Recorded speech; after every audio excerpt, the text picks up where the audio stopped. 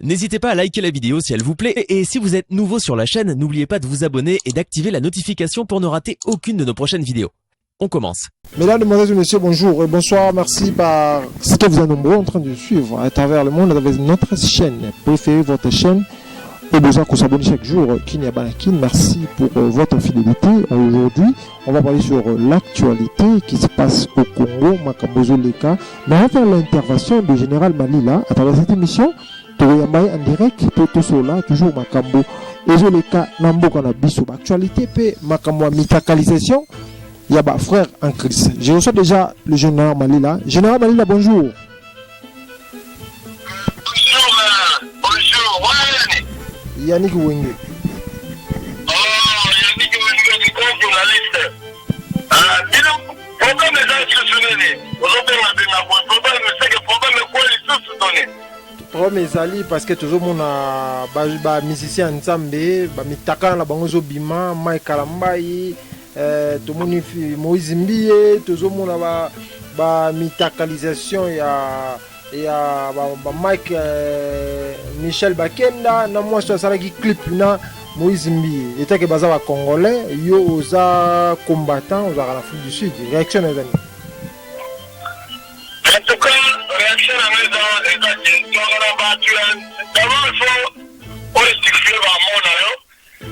Toujours la mission d'embêter, toujours la mission à Satan. Bah, ça, la mission à Satan. C'est vrai.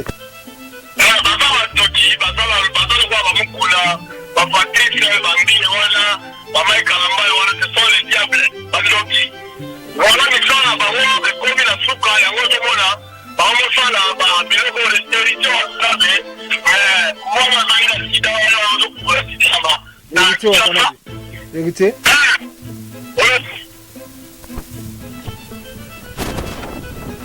Oui, allô, ouais.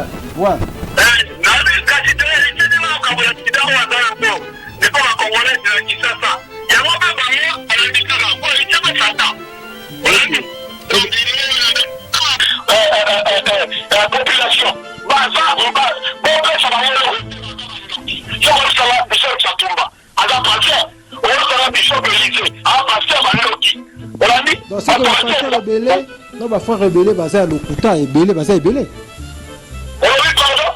c'est que ma frère et le couteau va passer à l'Okuta, c'est bien dans mon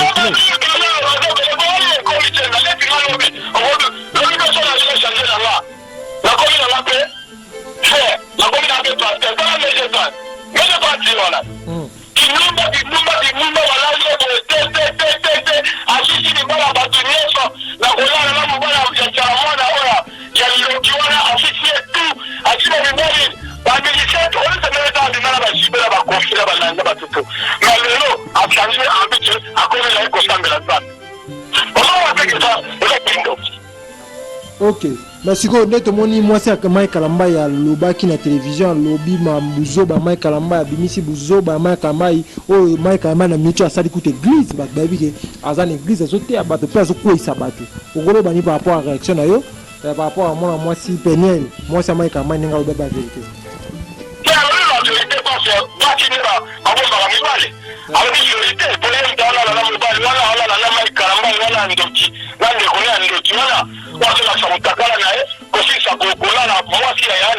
voilà, donc avec ma vérité, on a dit moi si la m'a dit ça moi pas la vérité.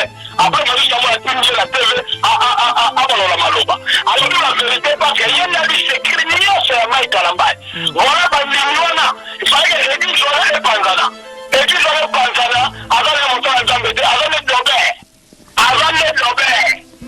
ok, merci beaucoup. Mais est-ce que tout le monde a moi sur la nzembo ye oyo na Moïse Mbie ye pe ba vidéo na ya mutakalisation et bimi réaction na zanini o asala ki vidéo ya ye oyo na Moïse Mbie vidéo na ya mutakalisation et bimi mona moi sur asala ki nzembo ya ye oyo na passer Moïse Mbie vidéo na ya mutakalisation uti ko bima to uti ko mona ngo réaction na zanini réaction na biso réaction bon biso to ka na biso to la kaka ok to la kaka totala baka mutaka na misha date totala manjoto na bango totala mutaka ya mutu ezalaka secret na ndako na oto hata na bilamba sio komo kibisa moja alipanda donc oza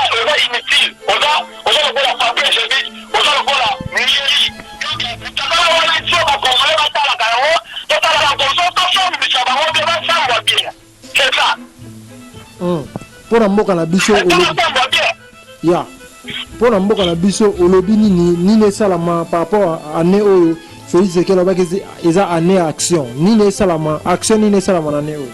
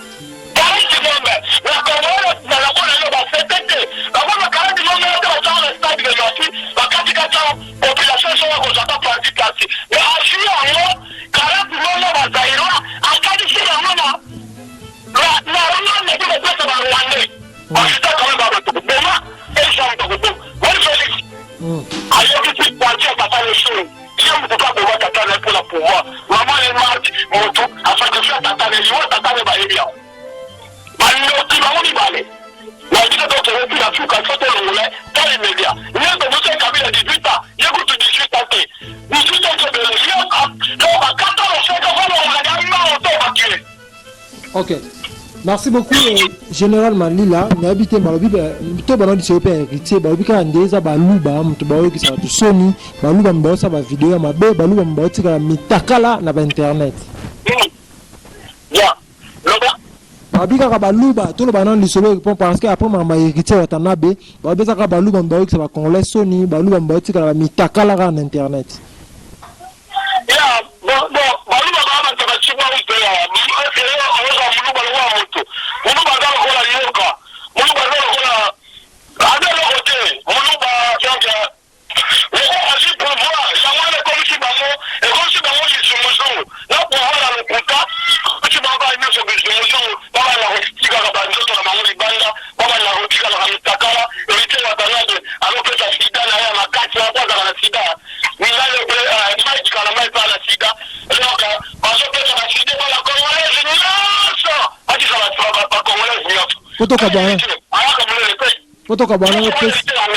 Poto kabana pesa keke mbote tokom na suka.